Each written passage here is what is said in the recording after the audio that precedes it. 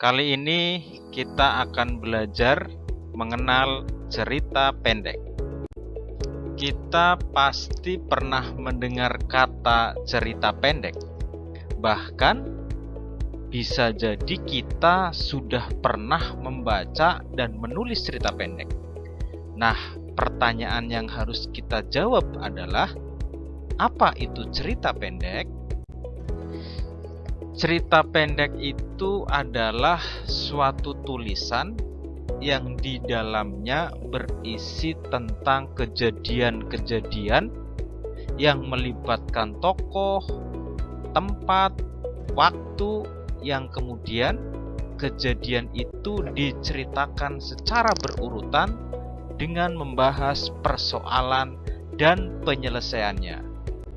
Dari sinilah kita kemudian tidak heran jika cerita pendek itu di dalamnya berisi kejadian-kejadian yang dialami oleh tokoh pada suatu tempat dan waktu, dan kejadian-kejadian itu selalu digerakkan oleh adanya persoalan yang akan diselesaikan oleh tokoh-tokohnya.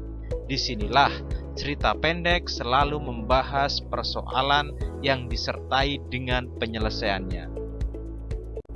Nah, dari sini kita harus selalu ingat bahwa di dalam cerita pendek akan selalu menghadirkan yang pertama, persoalan dengan penyelesaiannya, yang kedua, kemudian melibatkan tokoh-tokoh di dalamnya, kemudian yang ketiga, ada latar, baik itu latar tempat maupun latar waktu.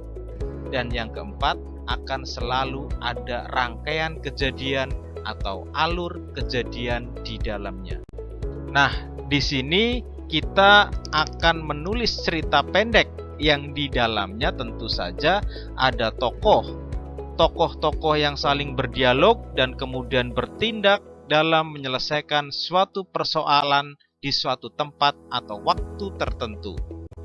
Dari sini kita tahu bahwa menulis cerita pendek adalah menuliskan suatu peristiwa atau kejadian yang dialami oleh tokoh dalam suatu tempat atau waktu di mana tokoh-tokoh itu menyelesaikan sebuah persoalan yang ada di dalam cerita pendek.